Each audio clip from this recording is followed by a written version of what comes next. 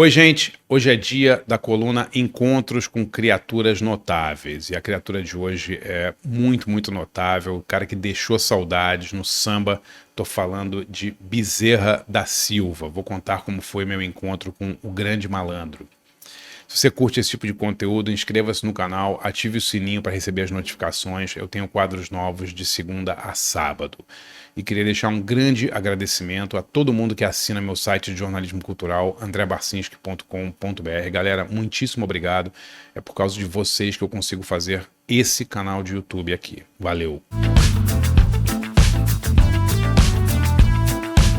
Estou aqui com o meu diretor, Natan Lima. Natan, Bezerra da Silva, grande sambista, não é do seu tempo, né? Morreu em 2005, você não chegou a pegar o Bezerrão, não, né? É uma criatura notável que não peguei a época do auge, né? Outra geração. O Bezerra da Silva, ele era, nasceu nos anos 20, cara. Ele era um cara bem idoso, assim. E eram gerações mais novas, assim, galera com 40 anos, assim, se acostumou a ver o Bezerra cantando com Marcelo D2, com essa turma, assim, nos anos 2000 ali, por ali, né? O Bezerra morre em 2005, se não me engano. Deixa eu confirmar aqui. Ele morre em 17 de janeiro de 2005. Mas ele já tinha uma carreira, cara. Bezerra da Silva nasceu em 27, Natan. E foi parceiro do Jackson do Pandeiro. Ele cantava coco antes de cantar samba. Chegou no Rio moleque, assim, nos anos, acho que final dos anos 30, começo dos anos 40. Teve uma carreira assim muito difícil como músico. Ele foi músico de estúdio, depois ele tocou em várias orquestras. Ele foi da orquestra da gravadora Copacabana, tocou também, segundo relatos, na gravadora da própria Rede Globo, na orquestra da própria Rede Globo. Era um músico profissional, estudou violão clássico e tal. Mas também tinha um lado muito do malandro carioca, né? Morou em vários morros do Rio, era muito ligado a essa galera do Jogo do Bicho, e as músicas dele falavam sobre isso, né? Nos anos 60 ele tem uma guinada ali, ele larga a música mais folclórica nordestina, ele era pernambucano, né? Deixa eu ver exatamente de onde ele era do Recife, né? E ele cai de cabeça ali no mundo do samba carioca e ele cria um estilo muito legal ali, muito peculiar, desse samba com essa malandragem, né? Esse samba uma falando... das mais clássicas é Malandro é Malandro, Mané é Mané. Mané é Mané, exatamente. Ele tinha um show que eu nunca vi esse show, mas eu queria muito, que era Três Malandros em Concert. Naquela época tinha os três tenores, né? O Pavarotti, o Plácido Domingo e o Carreiras, né?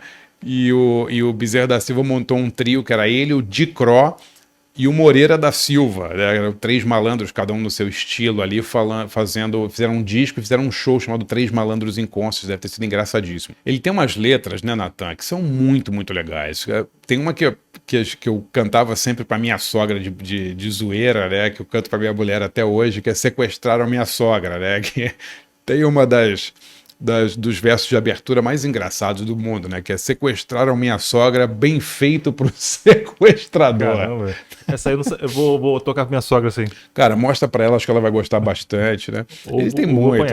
Malandragem dá um tempo, tem muita letra sobre político. Ele era muito engraçado, né? As letras falavam sobre esse cotidiano dos morros do Rio e do cara sempre às voltas com a criminalidade, com a polícia, com os bicheiros, né? É muito legal, assim, eu admiro demais o Bezerra, sempre gostei. E eu tive um encontro muito legal com ele, cara. Deve ter sido no final. Esse contexto aí? Final dos anos 90, eu tinha um programa de rádio chamado Garagem, em São Paulo, né? Com meu amigo Paulo César Martim e Álvaro Pereira Júnior, meus amigos. E o Álvaro não estava nesse dia, mas o Paulo não estava. E o Bezerra foi ser entrevistado no programa. Legal. E, cara, foi demais, Natan, porque a gente falou da vida dele, ele contou dessa coisa, foi abandonado o pai abandonou a mãe quando ela estava grávida dele, você imagina isso, cara. Aí ele nasce, família super pobre, vem pro Rio, vai morar na rua, aí, sabe, vira mendigo no Rio. É uma história foda, assim, cara. Aí eu não me lembro exatamente dos detalhes, mas ele vira pedreiro, ele tem um monte de trabalhos, assim, aí ele era um moleque muito musical, assim, começa a fazer umas aulas de violão, e aí começa a ir bem, arruma emprego em várias bandas e orquestras. É uma história linda do cara, linda, né? Por trás dessa coisa malandra dele, da coisa escrever sobre criminalidade e tal. Ele escrevia sobre o que ele via, sobre o que ele viveu ali, né? Ele teve uma vida muito, muito dura, cara. E aí, como eu falei, na virada dos anos 60, ele vai mais pro samba, e aí começa a ir bem e tal, mas ele estoura mesmo, eu acho, ali nos anos 90 e tal, né, quando já era um veterano, cara. O cara já tinha 60, 70 anos de idade, louco, né? Caramba. Ele nasceu em 27, cara. Então, quando ele chegou para dar entrevista pra gente, ele já era um veteraníssimo, ali já tava lançando, sei lá, 15º LP dele e tal. E foi engraçado, Natan, porque o nosso programa era um programa de música alternativa, rock alternativo. E o Bezerra era bem humorado pra caramba. Ele não conhecia nenhuma daquelas bandas, né? A gente começou a pedir para ele apresentar as bandas. Então a gente falava o nome da banda e ele dava a versão dele. Cara. Caramba. Cara, foi muito engraçado, porque ele inventava os nomes das bandas todas. Então eu me lembro, vou botar a capa do disco aqui, mas eu pedi para ele, Bezerra, anuncia essa banda aqui. Era o Halo Benders. Ele olhou. Como é que saiu? Saiu. Aí, rapaziada, vamos ouvir o Ralabenga. Essa é o Ralabenga. Que isso, vamos ouvir o Ralabenga com seu novo sucesso. Todo mundo no estúdio passando mal de rir, né? Aí mais umas músicas e tal. Aí eu acho que foi o Paulão, que gosta muito de Cocteau Twins, né? Aquela banda de Dream Pop e tal. Falou, Bezerra, anuncia aqui o Cocteau Twins. Aí o Bezerra falou, aí rapaziada, aí malandragem, vamos ouvir aí a nova música do Cocô Minduim. Ah, mentira, cara. Mandou. E tu conseguiu se segurar? Cara, a gente tava passando mal, cara, porque as histórias eram. Primeiro, as histórias eram uma melhor que a outra, cara. Só história linda de bicheiro, de traficante. As histórias muito engraçadas dele, né? E quando ele começou a anunciar Cocô Minduim, Ralabenga, cara, foi assim um programa inteiro. Cada hora ele mandava uma melhor do que a outra.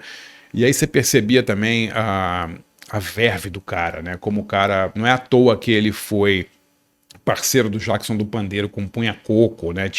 Ele tinha a manha de falar coisas legais, engraçadas e improvisadas muitas vezes, assim, sabe? Era muito legal. Sensacional isso, hein, cara?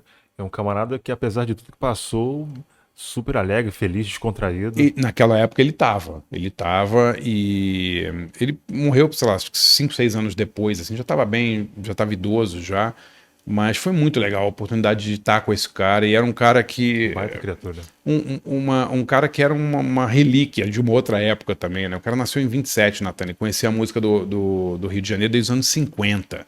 Então, assim, ele conheceu o Jackson do Pandeiro, trabalhou com o Jackson do Pandeiro, trabalhou com todos aqueles sambistas da Mangueira, da Portela. Ou seja, o cara era um arquivo vivo ali do samba. E foi muito legal no final da vida dele, diferentemente do que acontece com muitos artistas brasileiros, ele foi louvado por uma geração nova, né? Então, sei lá, a galera do Barão Vermelho gravou música dele, essa galera aí, Rapa, Plant Ramp, o D2, sim, o Benegão. Por isso que eu conheço. Exatamente, os caras deram uma moral pra ele, gravaram com ele, né? Então foi muito legal isso, porque é um caso raro também de um artista mais veterano que foi louvado no final da vida em vez de ser esquecido, né? Exatamente. Então eu acho que eu fico muito, muito feliz assim quando bandas mais novas pegam essa galera mais antiga e ajudam outras gerações a conhecer a obra dele, né? Acho que o D2 até gravou disco com as músicas dele, então ele teve um final de vida digno, assim, legal, sabe? Muito bom, cara. Bacana a história, Vai né? ter encontro, hein? Ah, esse foi, cara. Esse foi. Tem até uma foto, vou postar aqui a foto nossa com Bezerra da Silva pra galera ver. Tá em má qualidade aí, mas a intenção é que vale, né? Foi um momento muito, muito especial pra gente. Muito bom. Gostou desse conteúdo? Curte histórias sobre cinema, música e literatura? Conheça meu site de jornalismo cultural, andrebarcinski.com.br. É lá que eu concentro todo o meu trabalho de jornalista cultural. Escrevo 15 a 18 textos inéditos por mês. Tem cursos, tem debates, tem workshops exclusivos para assinantes do site. Conheça lá, acho que vocês vão gostar. Valeu!